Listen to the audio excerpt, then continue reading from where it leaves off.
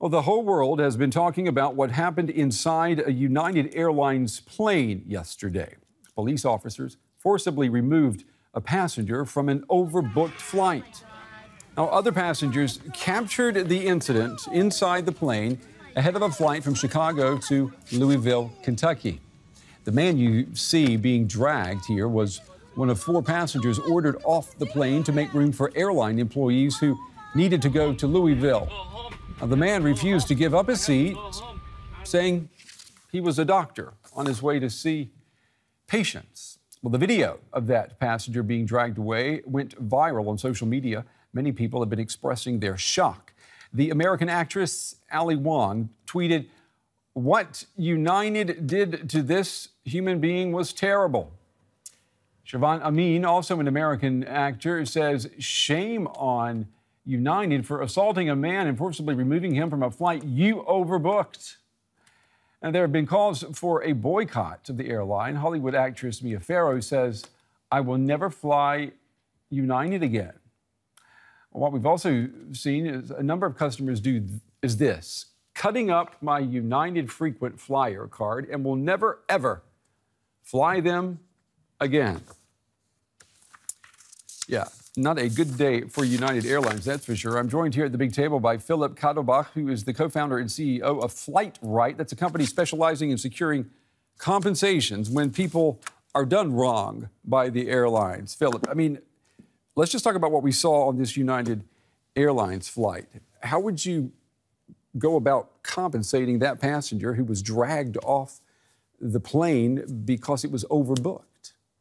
Well, that's really a shocking event, and I don't know whether the established rules for passenger rights compensation are really made for such extreme events. We've rarely or never seen these things that people are really dragged out of airlines. I think this is rather a clear case of bad management. But normally there are rules in Europe and the Department of Transportation in the US, and they say in case of a overbook of a flight, they should offer you a compensation of $1,350 US, and they should offer that to you and make you voluntarily leave the plane. And there something has obviously gone very wrong. Well, we understand that the passenger who was dragged off was not offered the maximum that they could, by law, offer a passenger to take a later flight. So they were trying to save money. It was what it appears. And now, of course, by doing that, they've got, a PR disaster on their hands.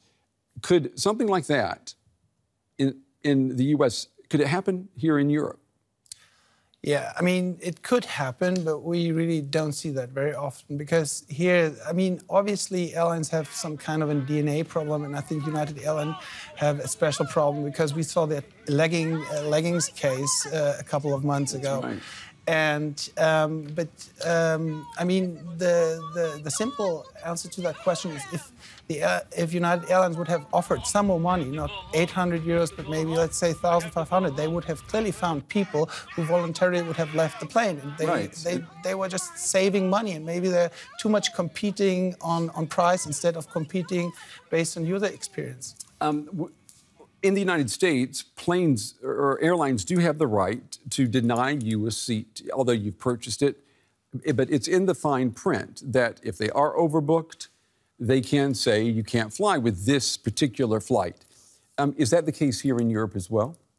That is the case. They have the domestic authority law, and they can really tell somebody to leave the plane, and they can enforce that right, how they did it here. But normally they would do that prior to boarding and by offering money, which they obviously didn't, or they wanted to save money, and this is why this situation escalated, and now they have to pay the price by really facing that kind of an extreme shitstorm. There's been a lot of talk on social media that this passenger will sue United. And in the United States, the possibilities there are enormous. Would that be, in your opinion, would that be justice served if he were awarded a huge amount of money for what we saw happen on that plane? Yes. And I think he should really do it. because I mean that was really an extreme case, and I understand that he even had physical damage, but also he had a bloody nose, for one, But also to really, I mean, that's what particularly the U.S. laws are about. By having that kind of huge damages, they really create some preventive effect, and I think here this should be done. And the CEO, what should happen to him? I mean, his tweets. What was it? Re-accommodating passengers. That was the language used. What, in your opinion, what should be the next step for him?